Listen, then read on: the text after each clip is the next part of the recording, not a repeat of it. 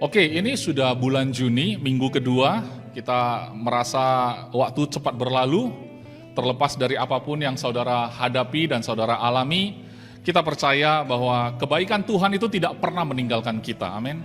Mata Tuhan tidak pernah dia palingkan dari kita, karena kita adalah anaknya yang berkenan di hadapannya, dia sangat mengasihi kita, dia tidak pernah mengalihkan perhatiannya satu detik pun dalam hidup kita.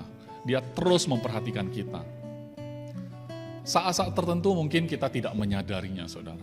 Terutama pada saat kita sibuk dengan kesibukan kita, sibuk dengan permasalahan kita, sibuk dengan persoalan kita.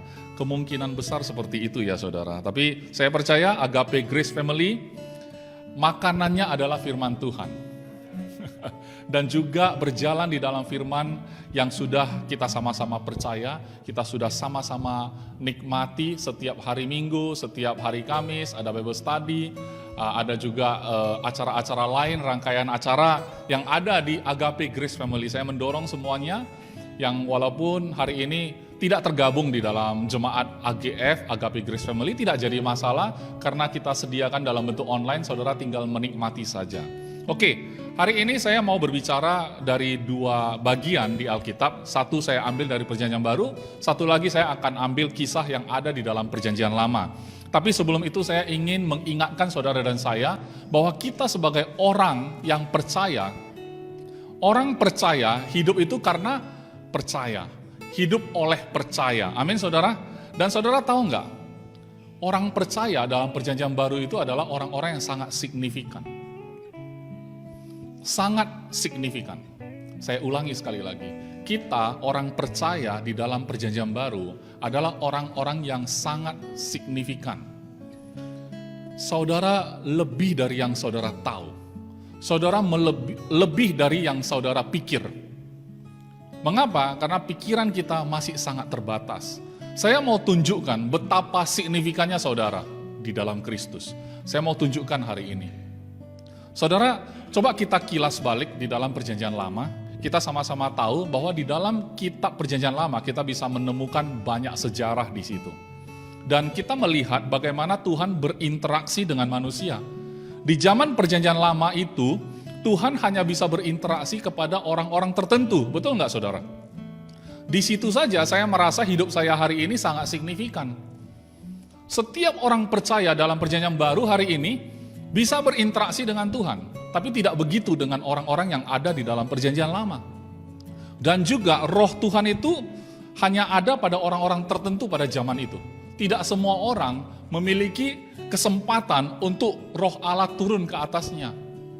Bahkan kalau roh Allah turun ke atasnya, kemudian orang itu tidak berkenan di mata Tuhan, roh Allah bisa meninggalkan orang itu.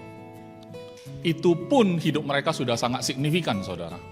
Dan raja-raja di zaman dahulu ya, di zaman dahulu kita tahu bersama, mereka itu juga walaupun status mereka raja, bukan berarti mereka bisa secara langsung mendengarkan Tuhan bicara kepada mereka.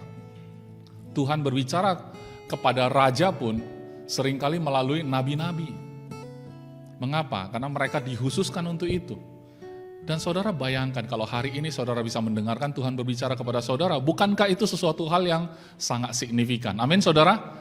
Tapi kita yang hidup pada zaman ini, ya, kita enggak pernah melihat secara langsung dengan mata kepala kita, Yesus itu kayak apa. Kita juga jarang mendengar kisah di mana orang bersaksi, saya mendengar suara Tuhan yang bisa kedengaran dengan telinga. Mata kepala, telinga kepala. Maksudnya mata kepala sendiri, maksudnya mata yang ada di kepala kita. Telinga kepala kita, telinga yang melekat di kepala kita. Langsung dengar Tuhan berbicara di telinga sendiri gitu. Secara jasmani, secara fisik. Itu jarang sekali terjadi. Tapi zaman dulu nampaknya itu semua terjadi begitu dan kemudian dituliskan untuk kita bisa baca hari ini. Oke, oleh sebab itu karena kita hidup seperti itu hari ini, seringkali kita itu di persimpangan jalan, saudara. Persimpangan jalan artinya apa? ini saya maknai secara rohani, atau ini saya mau maknai secara jasmani. Karena persoalan hidup saya ini rasanya jasmani banget. Saya butuh solusi secara jasmani, saya butuh solusi dalam kehidupan kenyataan. Saya bukan butuh khotbah-khotbah, saya nggak butuh ayat-ayat yang melayang-layang di udara, tidak jadi kenyataan. Saya nggak butuh itu. Bahkan kalau saya minta sesuatu kepada Tuhan, saya ingin itu termanifestasi dulu. Kalau sudah terjawab sesuai apa yang saya minta, maka saya percaya. Nah, itu yang sering terjadi. Padahal dalam firman Tuhan, kalau saudara rutin ya membaca firman Tuhan, saudara menyukai firman Tuhan, maka saudara tidak menghabiskan banyak waktu di dalam kebimbangan saat kita melewati banyak persoalan dalam hidup ini. Karena hidup ini, kalau kita hanya sekedar minta Tuhan tolong, melepaskan kita dari persoalan, nampaknya kita ini surviving ya, bertahan hidup saja. Padahal kalau dalam hidup, kalau hanya bertahan hidup, itu menyedihkan sekali saudara. Berarti setiap kali kita ada dalam krisis, kita minta pertolongan Tuhan untuk meluputkan kita, mengeluarkan kita dari krisis. Dan kita akhirnya diluputkan oleh Tuhan dan kita puji Tuhan. Dan itu jadi kesaksian. Tapi itu adalah kondisi di mana kita bertahan hidup. Tapi hidup itu lebih dari sekedar itu, saudara. Yesus itu tidak datang untuk bertahan hidup. Amin, saudara. Yesus datang itu untuk menghidupkan orang. Memberikan hidup kepada orang-orang. Karena di luar dunia yang bukan Kristen, ada istilah orang-orang motivasi ya, motivator mengatakan, jangan mati sebelum engkau mati. Maksud mereka adalah, kalau zaman sekarang itu banyak sekali orang menjalani kehidupan yang tidak benar-benar hidup. Kehidupan yang seperti tidak ada kehidupan. Semoga saudara paham ya. Maksudnya, don't die before your death. Jangan mati sebelum benar-benar mati. Karena banyak orang hidup dalam kondisi yang sudah enggak hidup. Hidup itu apa? Hidup itu ada pertumbuhan, saudara. Hidup itu ada pertumbuhannya. Kita melihat mulai dari anak baru lahir. Kalau namanya hidup ya, anak itu bertumbuh. Amin. Menjadi dewasa. Menjadi penuh. Dalam kondisi yang sempurna. Menuju kepada kesempurnaan. Itulah hidup. Bukan nyaris mati terus bertahan. Jangan sampai mati gitu. Bukan. Hidup yang berkelimpahan itu bukan seperti itu. Hidup yang berkelimpahan itu sebenarnya Tuhan sudah siapkan bagi kita. Oleh sebab itu saya ingin mengajak saudara, kita akan baca dari Efesus 1, mulai dari ayat 3, saudara. Efesus 1, mulai dari ayat 3. Terpujilah Allah dan Bapa Tuhan kita, Yesus Kristus, yang dalam Kristus telah mengaruniakan kepada kita segala berkat rohani di dalam surga. Saya tahu ini ayat-ayat yang sangat-sangat familiar bagi orang-orang percaya ya saudara. Tapi kalau kita lihat di sini, dikatakan bahwa di dalam Kristus itu telah mengaruniakan kepada kita segala berkat rohani di dalam surga. Mata kita ingin melihat berkat jasmani di bumi. Tapi yang dikaruniakan kepada kita adalah segala berkat rohani di surga. Tapi mata kita melihat berkat jasmani di bumi. Tuhan karuniakan segala berkat rohani di surga, mata kita ingin melihat berkat jasmani di bumi. Itulah manusia, saudara. Terjadi perselisihan di antara apa yang Tuhan siapkan dan juga apa yang kita harapkan. Jadi kalau itu tidak ketemu, saudara, itu yang menyebabkan kebingungan. Sama-sama kita orang Kristen, sama-sama kita percaya Yesus, tetapi ada sebagian orang Kristen bergumul di bidang yang sama. Selalu mempertanyakan hal yang sama. Itu menunjukkan tidak ada pertumbuhan. Mengapa? Karena pertanyaan itu tidak pernah terjawab. Mengapa? Karena jawaban yang dia harapkan sebenarnya sudah ada dalam kepalanya. Tapi setiap kali baca firman, setiap kali dengar khotbah, mungkin tidak sesuai harapan di kepala dia. Sehingga dia anggap itu bukan jawaban. Dan kalau itu dia tetap anggap bukan jawaban, dia akan terus mencari jawaban. Itu sebabnya banyak orang percaya itu tetap mempertanyakan hal yang berulang-ulang. Tetap jatuh ke lubang yang sama.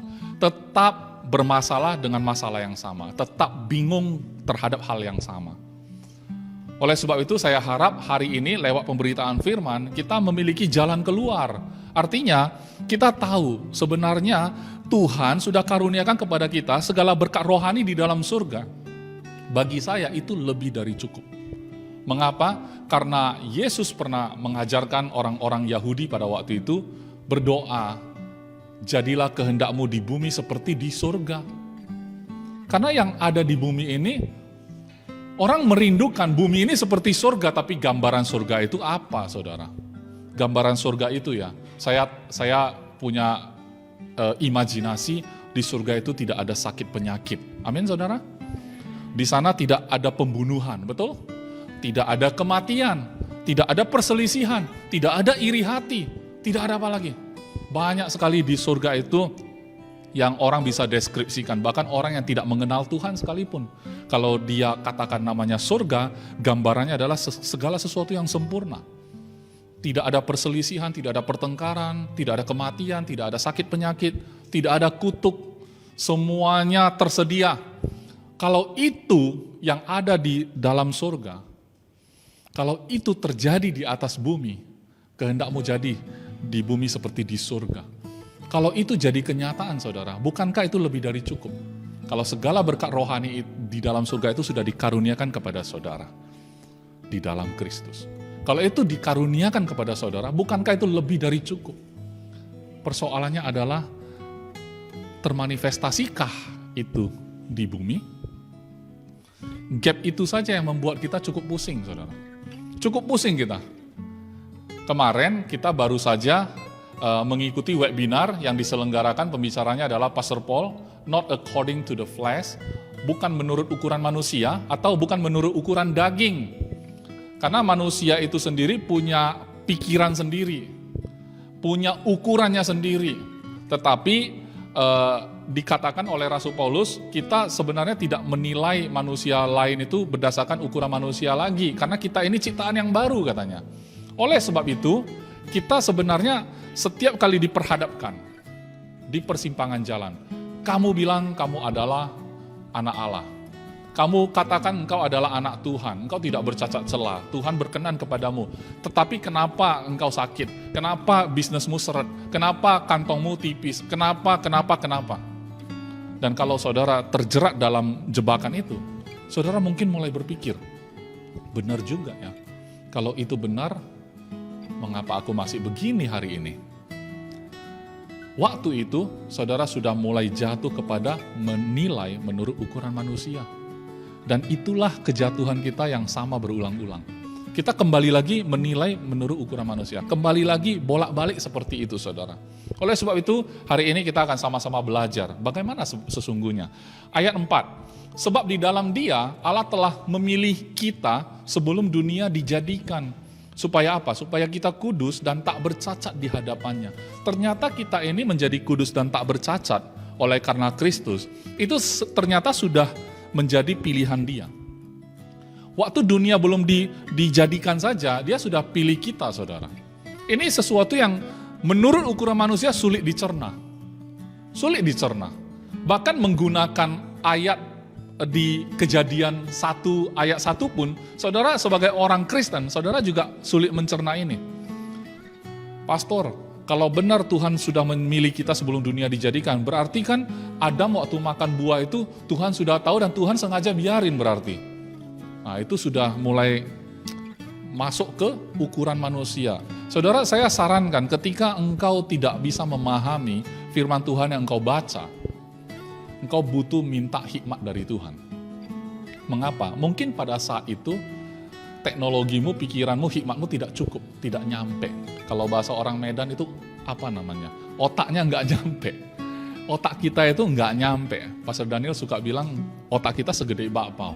Mana bisa nyampe menjangkau pikiran Tuhan.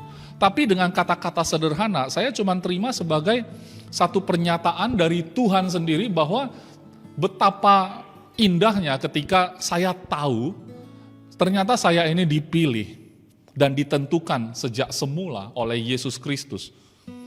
Ya kan, ayat 5 di dalam kasih ya saudara, Ia telah menentukan kita dari semula oleh Yesus Kristus untuk menjadi anak-anaknya sesuai dengan kerelaan kehendaknya.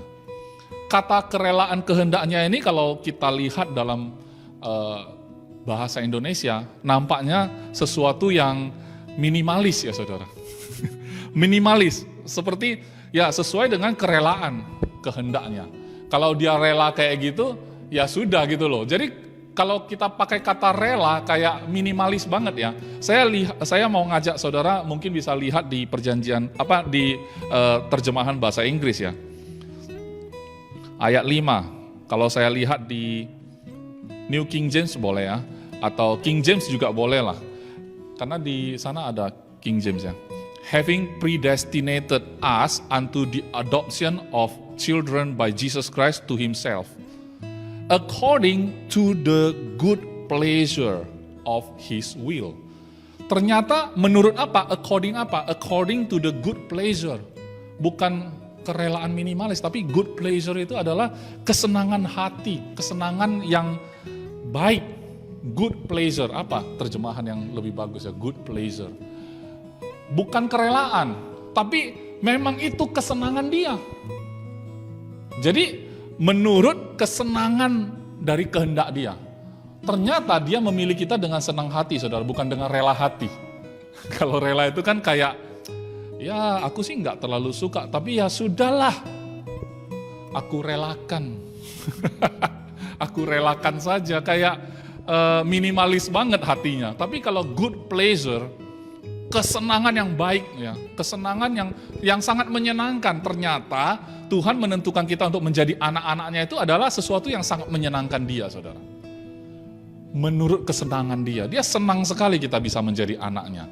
Supaya apa? Supaya ayat 6, supaya terpujilah kasih karunia-Nya yang mulia, yang dikaruniakannya kepada kita di dalam Dia yang dikasihinya. Kita bisa menjadi seperti itu karena Yesus Kristus. Karena di dalam Dia baru kita bisa beroleh kasih itu.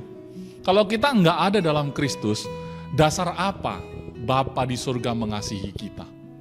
Dasarnya apa coba saudara? Kalau dalam perjanjian lama seperti yang saya ungkapkan di depan, mereka itu menerima keistimewaan Roh Tuhan datang ke atas mereka karena hidup mereka memang spesial. Mereka memang dihususkan, kayak imam misalnya, imam besar, itu hidupnya memang khusus saudara. Hidupnya nggak duniawi pada waktu itu. Dia menjalankan perannya sebagai imam besar, mereka hanya bisa menjangkau ruang maha kudus oleh orang-orang tertentu. Ruang maha kudus adalah di tempat mana Tuhan itu hadir. Ternyata Tuhan itu nggak bisa sembarangan hadir saudara. Mengapa? Karena bumi ini sudah hancur, sudah jatuh. Bumi yang berdosa. Jadi titik koordinat mana kalau di dalam geografi ya, atau GPS ya. Tuhan itu kalau di zaman perjanjian lama, dia hanya bisa turun di koordinat mana. Titik koordinatnya mana dia bisa turun. Koordinat yang tepat adalah ruang maha kudus saudara. Dan itu sangat luar biasa, orang yang beroleh keistimewaan boleh masuk ke dalam. Tapi mereka masuk dengan perasaan gemetar, mungkin saya bayangkan kalau saya imam besar, karena kalau saya berdosa waktu itu saya melakukan dosa, kemudian saya masuk ke ruang maha kudus, saya bisa mati saudara. Kenapa? Karena kekudusannya Tuhan itu bisa menghanguskan kita yang berdosa. Jadi bukan Tuhan gak mau hadir, tapi dosa yang ada itu menghalang kita yang gak sanggup nanti kalau Tuhan datang. Jadi waktu itu Tuhan kalau datang menyatakan diri kepada semua orang, orang-orang bisa mati saudara. Saking kudusnya Tuhan itu. Oleh sebab itu, sangat signifikan orang yang beroleh keistimewaan boleh masuk ke ruang maha kudus di zaman perjanjian lama. Tapi saudara tahu, kita hidup di perjanjian baru. Rasul Paulus mengingatkan kita bahwa kita adalah baik Roh Kudus. Amin. Ternyata Tuhan bisa turun ke koordinat yang banyak hari ini.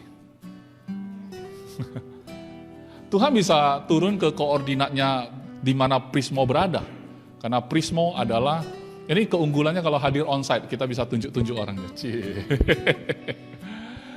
Prismo adalah ruang maha kudus. Ya kenapa? Karena dia baik Roh Kudus. Tuhan bisa tinggal di dalam Prismo. Berarti Tuhan punya titik koordinat yang banyak sekarang. Dan ruang maha kudus itu adalah meeting point ya. Kalau saya pakai bahasa zaman sekarang, kita harus pakai bahasa kekinian, saudara. Mengapa? Kalau kita pakai bahasa terlalu dalam gitu ya, anak-anak muda yang nonton, yang milenial, mereka bilang, Alkitab itu kan sudah kuno ya, kitab kuno itu. Mungkin orang tua, nenek moyang kita cocok lah, kalau kita nggak cocok. Siapa bilang? Alkitab itu sangat canggih, karena dia datang dari kekekalan, dari eternity, datang ke timeline-nya saudara. Timeline itu tahu ya, garis waktu di mana saudara hidup hari ini, tahun 2021 hari ini. Tahun ini tahun 2021. Sampai tahun berapa kita nggak tahu. Dulu udah berapa ribu tahun kita nggak pernah tepat menghitungnya. Kita nggak bisa menghitungnya dengan jelas. Tapi yang jelas firman Tuhan kekal dari dahulu, sekarang sampai selama-lamanya. Kenapa? Karena dia menceritakan Tuhan yang kekal. Fokusnya adalah siapa Tuhan itu. Dan apa rencana dia bagi saudara dan saya. Dan itu untuk kekekalan, bukan sekedar untuk hari ini. Kalau kita mencari firman Tuhan, kita mencari Tuhan berbicara kepada kita berharap Tuhan berbicara untuk kita hari ini, kebutuhan kita hari ini saja. Rasanya kita terlalu mengecilkan firman Tuhan. Karena firman Tuhan lebih dari itu, saudara. Tuhan bukan menjawab persoalanmu hari ini. Tuhan menjawab persoalanmu yang lalu, karena di masa lalumu ada masalah. Dia menjawab persoalan itu. Dosa-dosamu di masa lalu dia jawab. Hari ini Anda punya kebutuhan, Anda punya dosa juga. Itu adalah jawaban. Masa depanmu juga ada jawaban. Jadi Tuhan melalui firman-Nya bukan menjawab hari ininya saudara, tapi seluruh hidup saudara. Amin. Nah, jadi saya merasa hidup orang percaya hari ini di dalam perjanjian baru itu adalah hidup yang sangat signifikan. Karena Tuhan bisa hadir di dalam hidup kita secara permanen. Bukan di ruang Maha Kudus setahun sekali pada saat orang mempersembahkan korban. Sangat signifikan. Mengapa? Karena ruang Maha Kudus itu Tuhan berkenan kepada kita, dia datang dalam hidup kita, kita menjadi baiknya. Dia tinggal terus di dalam kita. Amin. Dan ternyata itu sudah menjadi rancangan dia sejak semula, sebelum dunia dibentuk. Ini adalah rancangan dia untuk saudara dan saya bisa memiliki kehidupan tersebut. Ya, ayat 7. Sebab di dalam dia, berarti Yesus lagi ya, dan oleh darahnya, berarti darah Yesus ya, kita beroleh penebusan. Apa itu? Yaitu pengampunan dosa. Menurut apa? Sekali lagi, menurut kekayaan kasih karunia-Nya. Saya nggak tahu kalau menurut ukuran manusia, kekayaan kasih karunia Tuhan itu sebatas apa? Sebatas saudara kalau taat. Itu ukuran manusia. Mengapa? Karena agama mengajarkannya begitu. Kasih karunia, kita tahu bersama, kasih karunia itu adalah sesuatu yang kita terima bukan karena kita layak, tapi karena dia berikan sesuatu yang memang kita nggak layak terima, dia berikan begitu saja. Kasih karunia. Bukan karena pekerjaan kita, bukan karena kehebatan kita, bukan karena prestasi kita. Kalau itu karena prestasi, itu namanya upah, saudara sudah tahu. Nah, mengapa kita tahu kasih karunia definisinya begini, tapi kita dalam pikiran menurut ukuran manusia lagi, according to the flesh, menurut ukuran manusia, tentu kasih karunia Tuhan berikan kalau dia berkenan. Nah, bagaimana buat Tuhan berkenan? Buatlah dia senang. Kita harus senangkan hati Tuhan. Siapa yang ngajar? Agama mengajarkan itu. Berarti menurut apa? Menurut ketaatan kita, bukan menurut kekayaan kasih karunia-Nya lagi. Ini bicara tentang apa? Bicara tentang pengampunan. Bicara tentang apa? Penebusan. Tentang penebusan dan pengampunan, tidak ada yang bisa kita lakukan. Mengapa? Karena dia melakukan itu menurut kekayaan kasih karunia-Nya, bukan menurut ketaatan kita. Bukan menurut apa yang kita sudah lakukan. Tapi bayangkan saudara menerima sesuatu yang begitu besar dalam hidupmu. Saudara mungkin kalau kita kurang membayangkan betapa besarnya kekayaan kasih karunia-Nya, mungkin kita cenderung mengecilkan. Enggak mungkin lah Tuhan sabarnya segitu. Kita mulai mencocokkan dengan orang-orang yang kita kenal. Saya punya bapak saya aja kesabaran ada batasnya. Saya rasa kita memanusiakan Tuhan. Tuhan itu kita tarik turun ke level kita. Oke, ayat 8. Yang dilimpahkannya kepada kita dalam segala hikmat dan pengertian. Ternyata Dia melimpahkan kita itu ke dalam segala hikmat dan pengertian. Kalau kita mungkin tidak punya hikmat Tuhan, kita nggak punya pengertian Tuhan, kita melihat dari kacamata kita terus, itu yang menyebabkan kita nggak paham itu semua. Mengapa itu bisa terjadi? Mengapa kita nggak bisa paham? Ayat 9, sebab ia telah menyatakan rahasia kehendaknya kepada kita sesuai dengan rencana kerelaannya. Kalau saudara melihat kerelaannya, saya cross check lagi ya. Tetap dia mengatakan according to his good pleasure ya. Tetap seperti itu ya. Nah, jadi sebab ia telah menyatakan rahasia kehendaknya kepada kita sesuai dengan kesenangan hatinya gitu ya. Yaitu rencana kerelaan ya yang dari semula telah ditetapkannya dalam Kristus. Ayat 10, sebagai persiapan kegenapan waktu untuk mempersatukan di dalam Kristus sebagai kepala segala sesuatu, baik yang di surga maupun yang di bumi. Disinilah terjadi penggabungan. Surga dan bumi itu adalah milik Tuhan. Amin. Dan kalau meneguhkan pemerintahan Tuhan, itu sebenarnya Kristus sebagai kepala dari segala sesuatu. Jadi surga dan bumi itu sama aja. Kristus tetap menjadi kepala. Amin. Dan kita dipersatukan di dalam Kristus.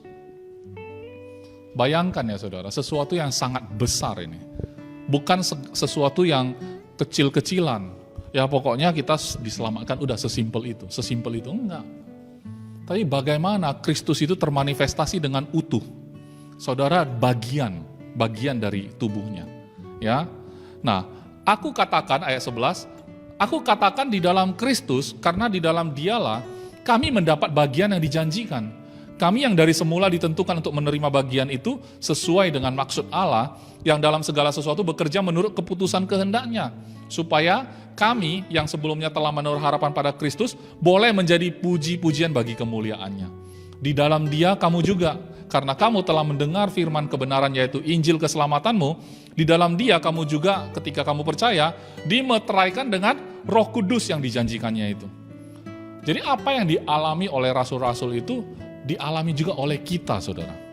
Ya kan? Kalau mereka menerima Roh Kudus, karena Roh Kudus turun ke atas mereka, Roh Kudus juga turun ke atasmu, saudara. Ini sangat signifikan. Sesuai dengan janji, dan itu materai. Materai itu pengesahan. Tidak ada orang yang boleh membatalkan. Apalagi orang yang tidak berurusan di dalam perjanjian itu. Mana mungkin kalau saya mengikat perjanjian dengan Pastor Daniel misalnya, di atas materai. Ada orang lain yang bisa memutuskan. Yang bisa putuskan cuma kita berdua. Karena kita yang tanda tangan gitu loh. Yang berkepentingan di dalam kontrak. Jadi jangan mau dibohongin oleh iblis. Dia nggak ada dalam kontrak kita gitu loh. Dalam perjanjian baru itu nggak ada dia. Dia di sana perannya cuman menggoncangkan sedikit saja supaya saudara makin terbukti, saudara tidak tergoyahkan. Amin. Ya, pada saat coba-coba menggoyangkan identitas saudara karena saudara terus mendengarkan firman Tuhan, saudara tidak mengizinkan, tidak memberi ruang untuk dia. Dan saudara tidak tertipu, tidak dibohongi. Jadi saudara terbukti, saudara kokoh di dalam firman ya. Dan ayat 14, dan Roh Kudus itu adalah jaminan bagi kita sampai kita memperoleh seluruhnya. Yaitu penebusan yang menjadi milik kita, yang menjadikan kita milik Allah, yang untuk memuji kemuliaannya. Nah, ayat 15, karena itu setelah aku mendengar tentang imanmu dalam Tuhan Yesus dan tentang kasihmu terhadap semua orang kudus, aku pun tidak berhenti mengucap syukur karena kamu, dan aku selalu mengingat kamu dalam doaku, dan meminta kepada Allah Tuhan kita Yesus Kristus, yaitu Bapa yang mulia itu, supaya Ia memberikan kepadamu roh hikmat dan wahyu. Hikmat dan wahyu untuk apa? Untuk mengenal Dia dengan benar. Bisa rupanya kita mengenal Dia dengan tidak benar? Sangat bisa, saudara. Sangat-sangat bisa. Itu sebabnya Rasul Paulus mendoakan supaya mereka itu menerima roh hikmat dan wahyu, supaya bisa mengenal Kristus itu dengan benar. Setelah mengenal Kristus dengan benar, apalagi ayat 18, dan supaya Ia menjadikan mata hatimu terang, agar kamu mengerti pengharapan apakah yang terkandung dalam panggilannya, 2, betapa kayanya kemuliaan bagian yang ditentukannya bagi orang-orang kudus, dan betapa hebat kuasanya bagi kita yang percaya, sesuai dengan kekuatan kuasanya. Saya mau kembali menggarisbawahi yang ada di ayat 18. Dan supaya ia setelah kita menerima roh hikmat dan wahyu untuk mengenal dia dengan benar, kemudian supaya Tuhan menjadikan mata hati kita terang. Mata hati kita terang agar kita bisa mengerti pengharapan apa yang terkandung.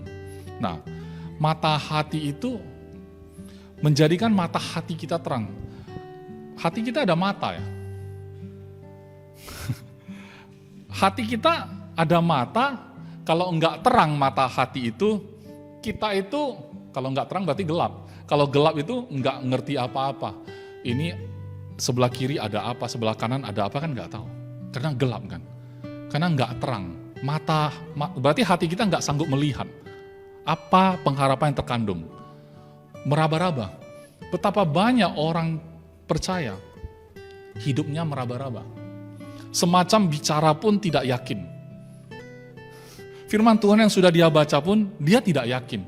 Enggak tahu karena dia enggak yakin karena dia merasa tidak layak, tidak merasa dia memenuhi syarat, atau memang dia enggak percaya firman Tuhan. Segampang itu. Begini, begitu. Dia menilainya menurut ukuran manusia. Itu sebabnya mata hatinya tidak terang, saudara. Gelap. Jadi tidak bisa mengerti. Oke, untuk membahas mata hati ini, saudara, saya mengajak kita masuk ke kisah Nabi Elisa.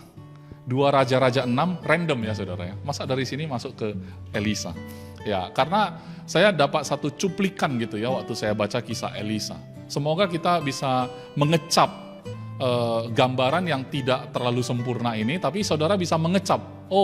Kalau kita punya mata hati yang terbuka, apa ya reaksi? Apa signifikannya? Kita lihat 2 Raja-Raja 6 ayat 8. 2 Raja-Raja 6 ayat 8 dan seterusnya ya, saya bacain. Raja negeri Aram sedang berperang melawan Israel. Ia berunding dengan pegawai-pegawainya, lalu katanya ke tempat ini dan itu haruslah kamu turun menghadang. Jadi saudara bayangkan saja, ini kayak nonton film ya. Ada raja negeri Aram mau berperang lawan Israel. Jadi dia susun strategi ya. Jadi bayangkan saja ada meja di atas tempat meeting mereka. Nanti kalian masuk sini ya. Kalian hadang mereka di sini gitu ya. Jadi ceritanya mereka itu bikin strategi. Ayat 9, tetapi abdi Allah ini menggambarkan tentang Elisa ya, sebutannya abdi Allah. Elisa. Abdi Allah, jadi kalau saudara udah agak penasaran, ya apa betul abdi Allah itu Elisa? Ya baca semua nanti Raja-Raja. Saya sengaja bikin supaya orang itu bisa agak sedikit penasaran, nanti baca sendiri. Jadi kalau kayak film itu kita cuman cuplikannya aja, supaya nanti nonton film fullnya. Iya kan?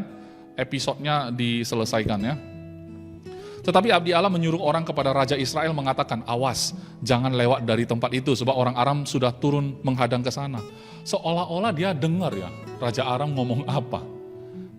Tapi dia itu nabi, saudara. Ya, ayat 10, sebab itu Raja Israel menyuruh orang ke tempat yang disebutkan abdi Allah kepadanya.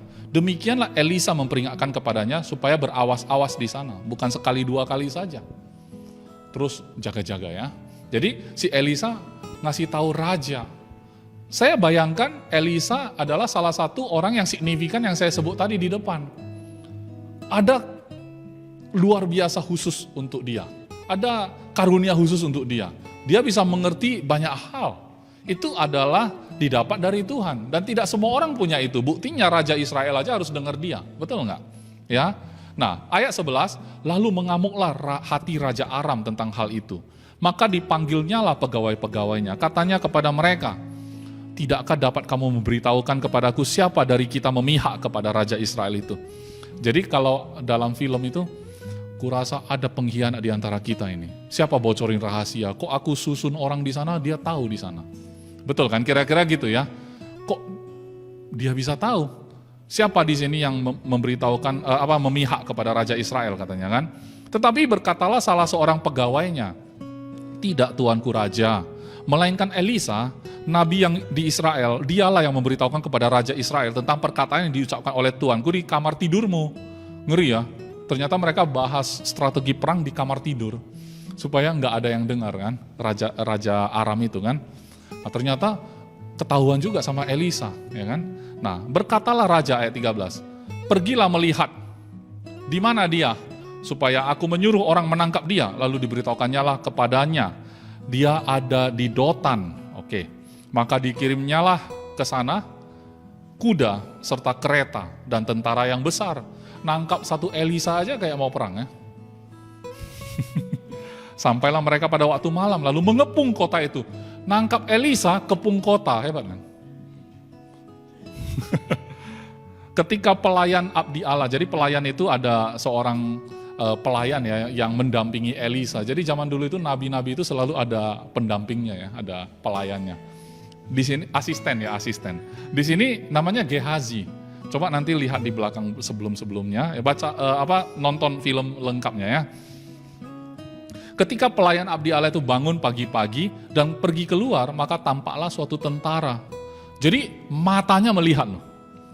Ada satu tentara dengan kuda dan kereta ada di sekeliling kota itu. Lalu berkatalah bujangnya itu. Bahasa Medan ya. Tapi kereta bukan bahasa Medan. Kereta bukan motor, kereta. Kuda dan kereta ya. Yang biasa mereka pakai untuk perang ya. Apa merek kereta kau? Bukan kayak gitu ya. Lalu berkatalah bujangnya itu, maksudnya ya asistennya tadi itu. Prismo terinspirasi, nanti dia bikin terjemahan sendiri ya. Alkitab berbahasa Medan. Dia bilang begini kepada Elisa ya, celaka tuanku. Celaka amang boru. Apakah yang akan kita perbuat? Jawabnya, jangan takut. Perhatikan jawaban Elisa, saudara. Perhatikan jawaban Elisa. Elisa sangat tenang karena dia tahu siapa dia. Ini belum ada Yesus loh, saudara.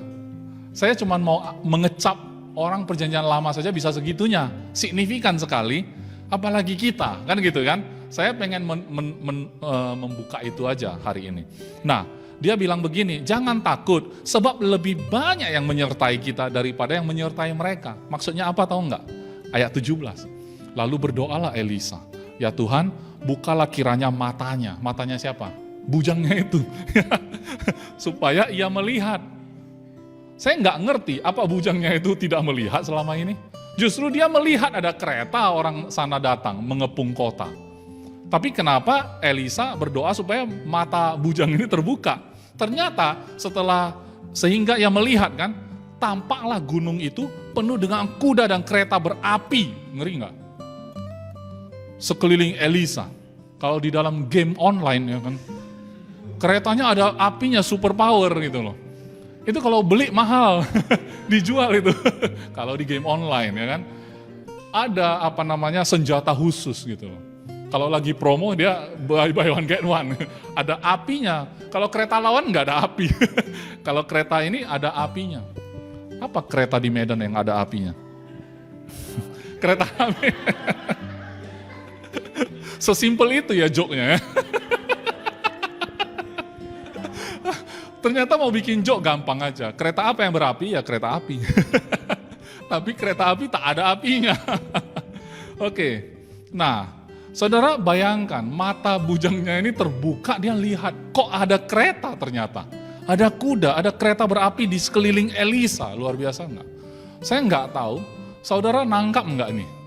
Mata jasmani dia melihat ada orang mengepung, lengkap pasukannya.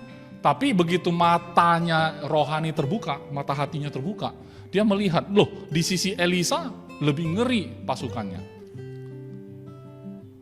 Kita tahu begitu saja kita tenang, betul nggak? Kalau pasukan kita lebih hebat, gampang itu, persoalan waktu aja, betul kan? Tenang langsung kan? Tenang. Tapi sekali lagi saudara, sering kita katakan di sini, jangan bergantung kepada metode, betul kan?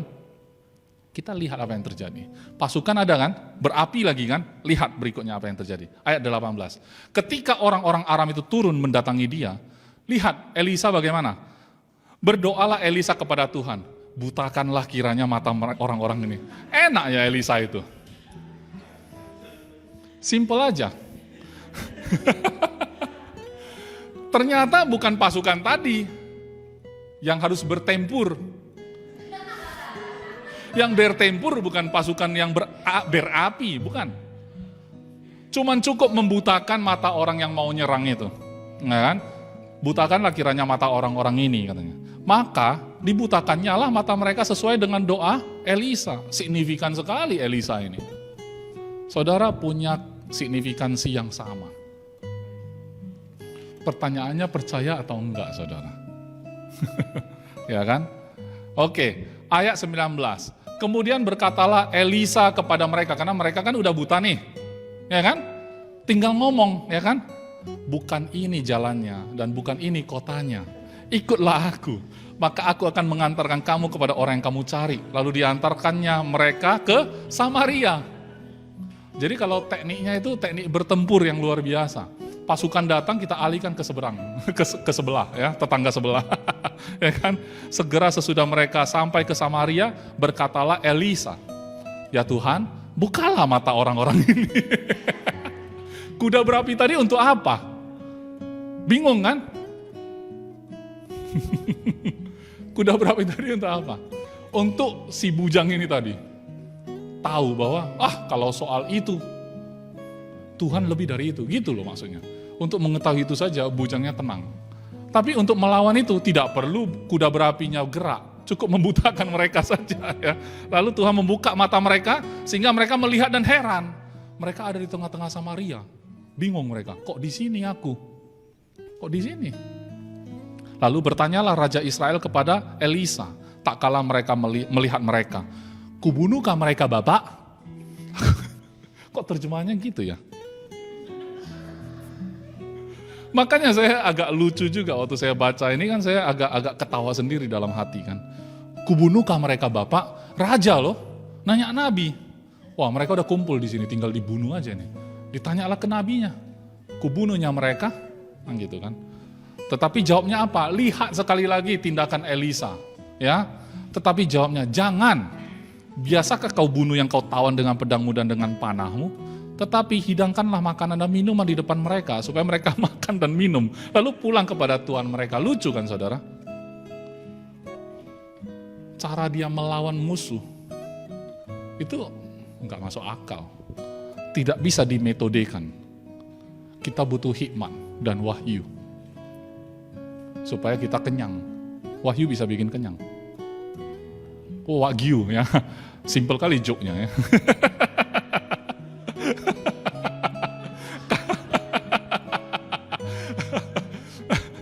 Jadi kalau kita punya roh hikmat dan wahyu, ya kan? Kita tidak bergantung pada satu metode. Saudara punya hikmat. Elisa, menurut saya dia punya satu hikmat yang luar biasa. Ketika bujangnya khawatir, dia tahu apa yang diperlukan. Dia bukakan mata batinnya, gitu. Mata batinnya dibuka, nampak langsung kereta berkuda. Habis itu shutdown ya, shutdown. Habis itu pakai cara lain, gitu. Kan lucu kan? Tapi itulah yang terjadi, saudara. Disediakannya lah ayat 23 ya, bagi mereka jamuan yang besar. Maka makan dan minumlah mereka. Sesudah itu dibiarkannya lah mereka pulang kepada Tuhan mereka. Sejak itu tidak ada lagi gerombolan-gerombolan Aram memasuki negeri Israel. Jadi solusinya itu cukup permanen ya. Ya kan? Karena sejak saat itu tidak ada lagi gerombolan-gerombolan Aram memasuki negeri Israel. Cukup signifikan menurut saya. Sepenggal cerita ini cukup membuat kita itu sebagai contoh bahwa kalau kita punya hikmat, kita tidak bergantung pada satu metode. Pak, pastor, dulu saya berhasil cara kayak gini. Saya buat juga lah kayak gini. Terus ini kita metodekan juga. Musuh, iblis kan musuh kita ajak makan. Enggak kayak gitu. Enggak mungkin. Terus kalau kita udah dibohongi orang gitu kan, kita contek metodenya Elisa. Kita posisinya dibohongin. Kita ajak makan lagi, dibohongin makin dalam. Nanti kalau udah dibohongin makin dalam, kita tanya Tuhan, aku kan sudah taat kepadamu. Engkau tidak ada hikmat, saudara. Ya kan? Nah, sekarang saatnya kita kembali lagi ke Efesus 1 tadi, ya. Ini cuman sekilas kita dapat mengecap satu contoh gitu, baru kita kembali lagi. Ayat 19 tadi kan, sampai, ya. Jadi saya kembali lagi ke ayat 18 dulu. Dan supaya ia menjadikan mata hatimu terang, agar kamu mengerti pengharapan apakah yang terkandung dalam panggilannya. 2, betapa kayanya kemuliaan bagian yang ditentukan. Bagian itu, kalau saya lihat ya, bagian itu the eyes of your understanding. Jadi matanya itu adalah mata pengertian, saudara. Bukan mata hatimu terang gitu loh. Ya kan? I pray that the eyes of your heart. Terus kalau New King James, the eyes of your understanding being enlightened. Jadi dicerahkan mata pengertian kita. Jadi kita melihat saja, kita ngerti, oh ternyata ini adalah ini, oh ini adalah itu. Oh oke, Tuhan pada saat ini ingin aku mengerjakan ini gitu. Itu hikmat. Bukan menurut ukuran manusia, daging. Aku pengen ini, aku pengen itu, aku ingin ini itu banyak sekali. Doraemon. Ini kekristenan bukan agama Doraemon, saudara. Kita mau ini, mau itu, terus minta Tuhan kerjakan. Kayak Nobita. Tuhannya Doraemon. Dia mau apapun, dia minta sama Doraemon. Doraemon kasihkan, gitu. Yang gak masuk akal, dikasih. Terus kawan-kawannya bingung kan, kok Nobita bisa kayak gitu, baling-baling bambu, bisa terbang sana sini. Tapi unfortunately, yang sangat disayangkan adalah ternyata orang-orang percaya mirip Nobita, pengen Tuhan kayak Doraemon. Jadi nggak punya hikmat. Padahal kalau betul kita tercerahkan mata pengertian kita, maka kita mengerti katanya, agar kamu mengerti pengharapan apakah yang terkandung. Betapa kayanya kemuliaan bagian ditentukannya bagi orang kudus, dan betapa hebat kuasanya bagi kita yang percaya. Sesuai dengan kekuatan kuasanya juga, yang dikerjakannya di dalam Kristus. Caranya apa? Caranya adalah dengan membangkitkan dia dari antara orang mati, dan mendudukkan dia di sebelah kanannya di surga. Itu signifikan sekali, saudara. Itu adalah kekuatan kuasa yang sangat besar. Dengan cara itu makanya kita menerima segala berkat rohani di surga tadi. Mengapa? Karena Yesus itu didudukkan di sebelah kanan Bapa di surga. Ayat 21, jauh lebih tinggi dari segala pemerintah dan penguasa, kayak lagu tadi kan, dan kekuasaan dan kerajaan, dan tiap-tiap nama yang dapat disebut. Saudara bisa sebut apa, dia melebihi itu. Sebut saja. Selama itu ada namanya, tetap. COVID, nama juga itu kan. Tuhan di atas itu. Amin. Ya, melainkan juga yang di dunia yang akan datang. Jadi bukan hanya dunia ini saja, tapi dunia yang akan datang. Berikutnya ayat 22, dan segala sesuatu telah diletakkannya di bawah kaki Kristus. Dan dia telah diberikannya kepada jemaat. Kepada jemaat saudara dan saya. Sebagai kepala dari segala yang ada. Jemaat adalah tubuhnya. Yaitu kepenuhan dia yang memenuhi semua dan segala sesuatu. Kalau kita adalah tubuhnya, kepenuhan Allah ada dalam kita semua, memenuhi semua dan segala sesuatu, ini sesuatu yang sangat signifikan. Kalau kita bilang bumi penuh dengan kemuliaannya, ya melalui kita, saudara. Bumi penuh dengan kemuliaannya bukan sekedar pemandangan Danau Toba yang indah, begitu besarnya Tuhan gitu loh. Iya, itu benar menceritakan baik betapa besarnya Tuhan. Tuhan menciptakan bumi ini begitu indah, betul, memang betul. Tapi bumi penuh dengan kemuliaannya itu adalah melalui saudara dan saya. Karena kita telah ditentukan menjadi kepala dari segala yang ada. Kita ini jemaat.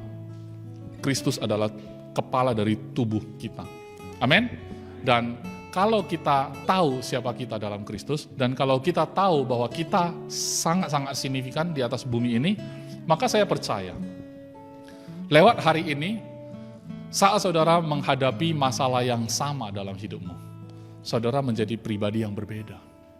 Kalau saudara tidak ada perubahan, masalah yang sama cukup memukul saudara tersungkur, KO. Masalah yang sama pukul KO. Apapun yang saudara hadapi, hal yang sama KO tetap. Ada yang mengatakan, pastor, kalau saya dalam soal kesehatan, saya pede sekali. Saya percaya saya nggak akan terserang penyakit. Ya kan? Orang-orang tertentu mengatakan seperti itu dan kita melihat memang betul ya, dalam hidup dia itu jarang sakit sih. Tapi untuk persoalan lain, orang yang sama ini seringkali jatuh. Ya, persoalan lain misalnya hubungan. Persoalan lain mungkin dalam hal mendidik anak. Dia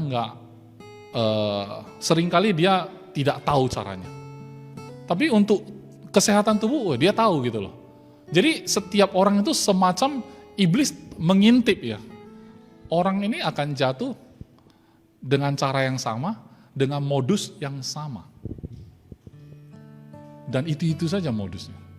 Sayang sekali, walaupun modusnya itu aja tetap efektif ya, unfortunately. Tetap efektif dan orang-orang percaya seringkali tetap berhasil ditipu. Tapi saya berdoa, saudara menerima roh wahyu dan hikmat, saudara mengenal dia dengan benar. Mata pengertian saudara, mata hati saudara diterangkan, dicerahkan. Saudara tidak lagi, kalau sudah ngerti tidak bisa dibohongi, betul nggak? Orang yang mudah dibohongi adalah orang yang tidak mengerti. Orang yang tidak punya pengertian. Cuma dikasih tahu kayak gini percaya, dikasih tahu kayak gini termakan. Ya. Karena memang tugas dari iblis itu cuma satu, menipu kita. Menipu kita. Begitu kita tertipu, sudah pupus pengharapan kita. Sudah panggilan kita nggak tahu lagi.